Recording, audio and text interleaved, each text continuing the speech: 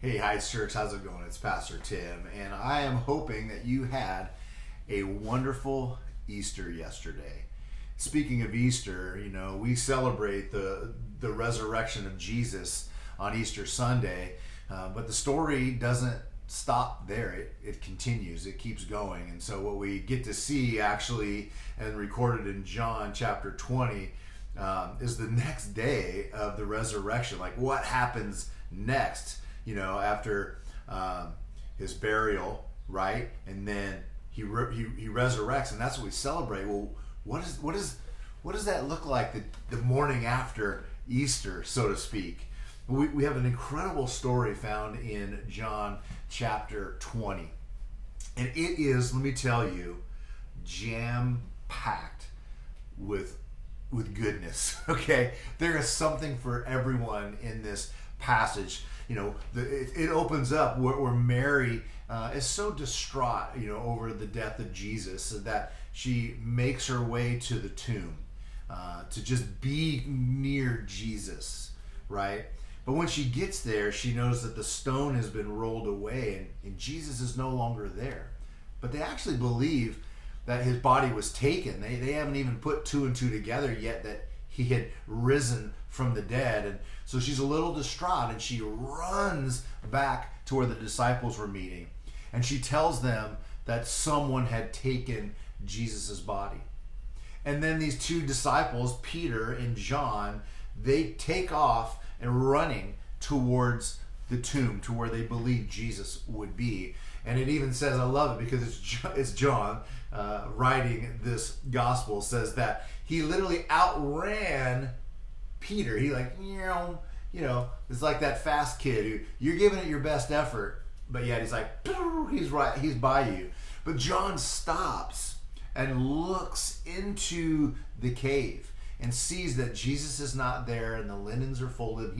He's looking in, and then all of a sudden Peter catches up, but he keeps going. Peter catches up and passes John and goes right down into the tomb and verifies that Jesus is gone. Now, Peter and John, they make their way back to the other disciples, and Mary now has made her way back to the tomb, and she's weeping. She's outside the tomb looking in, and she's weeping. But yet she sees this amazing sight. It says Mary was standing outside of the tomb crying, and as she wept, she stood and looked in. She saw two white-robed angels, one sitting at the head and the other at the foot of the place where Jesus' body had been lying. "Dear woman, why are you crying?" the angels asked her. "Because they have taken away my Lord," she replied, "and I don't know where they have put him." She turned to leave and saw someone standing there. So she's looking in, and she sees these angels, and they ask why she's crying, and she says, someone's taken my Lord. And then she turns around, and it's like there's someone standing there, and it was Jesus, but she didn't recognize him. "Dear woman, why are you crying?" she asked her. "Who are you looking for?" She thought he was the gardener of where the tomb was. He said, "Sir," she said, "if you have taken him away, tell me where you have put him, and I will go and I will get him." "Mary," Jesus said. She turned to him and cried in Rabboni, which in Hebrew means teacher. He goes on then to go and meet with the disciples, and there's all this stuff in chapter 20, and it's amazing. Two things, though, I want us to see here as it's the day after Easter. First is that, Mary had been with Jesus for a long time. And you read about that in another gospel, and how he pulled demons out of her. She was super faithful, and so she was the first one he recognized. I love that she wanted to be near Jesus, and she was weeping. But here's what I want you to know about the interaction between him and Mary. She didn't recognize him until he said her name.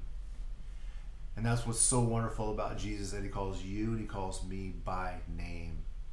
And we know him. As followers of Jesus, we know him. He knows our name. He knows us intimately.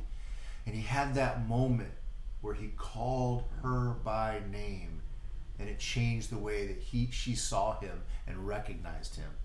And the other thing is, we kind of go back in the story, rewind a little bit, and we see these disciples running to the tomb. It's simply, this is what I want to say. What are you running to? Are you running towards Jesus? Are you trying to get near? Are you just so eager and so curious?